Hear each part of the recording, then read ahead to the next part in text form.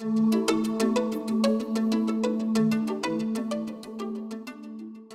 my name is Stephen Brown. I'm a professor of rhetorical studies here at Penn State University, where I have taught for 30 years or so. I'm happy to be with you today to discuss a set of issues very important and central to this class: communication ethics, communication arts and sciences 426W. In general, what I'd like us to accomplish today is to establish a set of touchstones or a framework that may be elaborated upon and which you might use as a set of reference for not only this particular session and its set of issues, but indeed for the rest of the semester. It is one of the curious and interesting and important features of our subject, the classical foundations of communication ethics, that the questions posed by these figures some 2,500 years ago continue to persist in decisive ways and to shape our thinking not only about ethics and about communication, but indeed communication ethics. So our trip, as it were, takes us back, as I say, about 2,500 years ago, at a period in which scholars have observed represents an extraordinary outpouring of original and influential thinking, not only in classical Athens, where we will eventually wind up.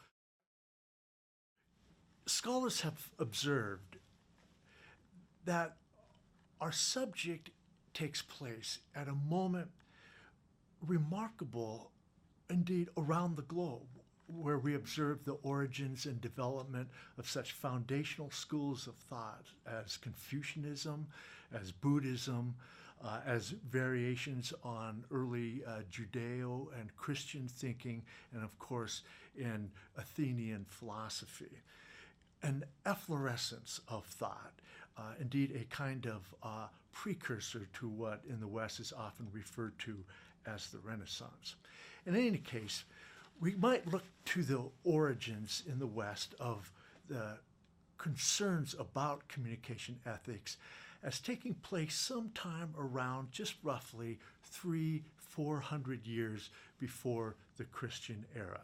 As I say, our location is Athens, what is often thought of then as a city, for us perhaps a more of a town, but nevertheless an epicenter of remarkable thought and creativity during our period. We think, of course, of the origins of Greek drama, for instance, of the fine arts, of philosophy, indeed, of political thought, of the arts of persuasion, rhetoric. These themes we will refer to and indeed develop not in today's discussion, but also throughout much of the semester. A remarkable period in any case.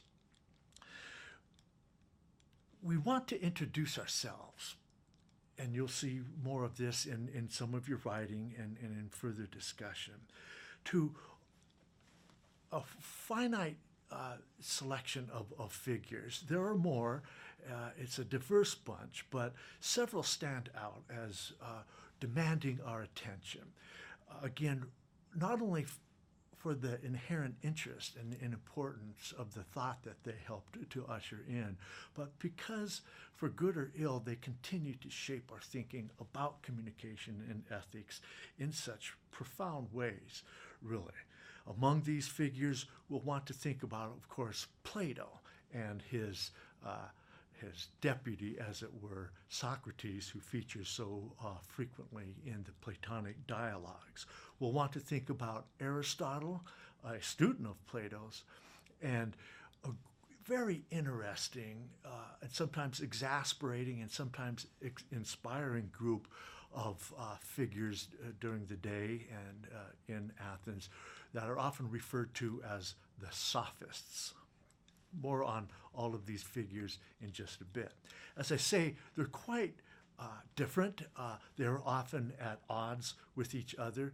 And indeed, one of the reasons why we are attending to them is because in their interaction, in the arguments and debates they had with each other, they yield up an extraordinary range of issues, complexities, enigmas and problems that still, as I say, continue to shape, sometimes to haunt our thinking today. That is all to say, for all their differences, they mattered.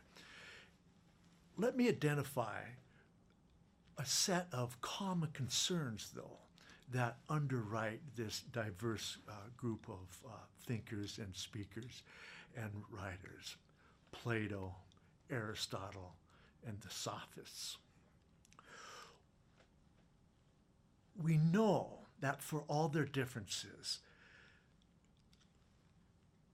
articulated in different ways, still, they all were concerned, as so many were, about the relationship between communication, the arts of effective expression, and ethics.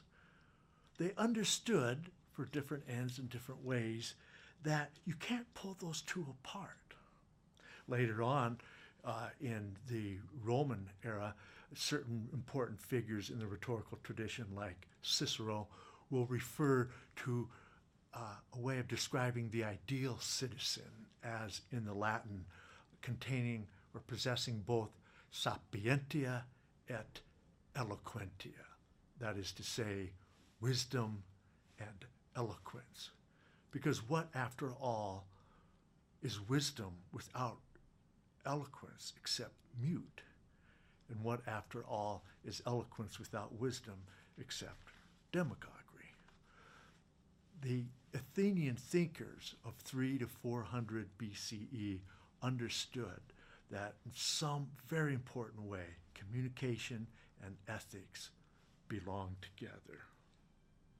Secondly, for all their differences, our thinkers understood in the most primal sense that somehow, again, communication ethics and democracy are integral.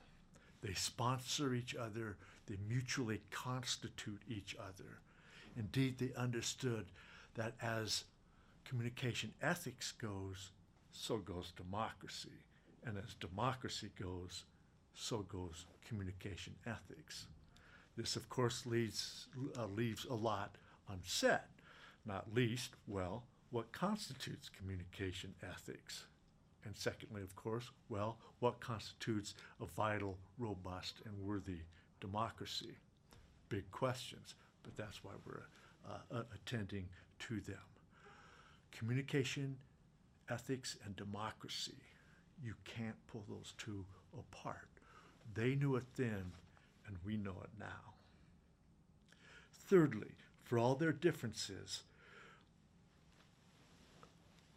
our thinkers, writers, understood that however you define these terms, within reason, citizens of a democracy, because they are citizens of a democracy, they all understood, assume a certain set of obligations about how to comport themselves in public life, in civic contexts. And chief among these standards of comportment, of course, is to communicate ethically. What kind of ethics is it that underwrites certain communicative practices that conduce to the welfare of democratic life, of our shared humanity as it is lived together in civic contexts? Are certain forms of communication corrosive of that life? Do they debase the dignity of public life, of democratic life? Are certain forms of communication, certain practices of communication, conducive to the health, to the vitality, indeed to the prospects of democratic life? Again, big questions, important questions, and that's why we are attending to them. They all agreed in general about at least the primacy of these three important themes.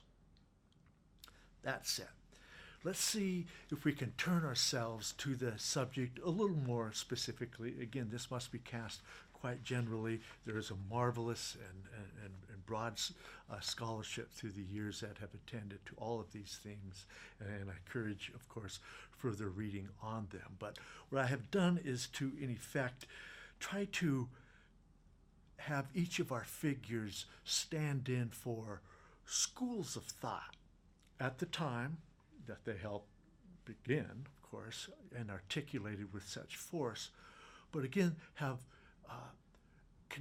shaped and continue to shape through all those years, through all these years, our thinking about communication ethics until today. This much concludes our first session and provides us with a framework and a set of themes as we move into our second.